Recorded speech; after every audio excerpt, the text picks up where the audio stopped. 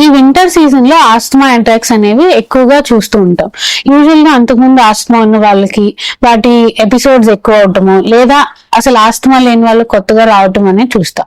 ఎందుకు అంటే యూజువల్ గా ఈ కాలంలో బయట ఉన్న వాతావరణం చల్లగా అవటం వల్ల ఎయిర్ ప్యాసేజెస్ అనేవి, అంటే మనకి ఊపిరితిత్తుల లోపల ఉండే ఎయిర్ ప్యాసేజెస్ అనేవి బాగా కన్స్ట్రిక్ట్ అయిపోతాయి. ఇలా జరగడం వల్ల మనకి గ్యాస్ ఎక్స్చేంజ్ సరిగ్గా అవ్వక ఆస్తమా అటాక్స్ పెరుగుతాయి.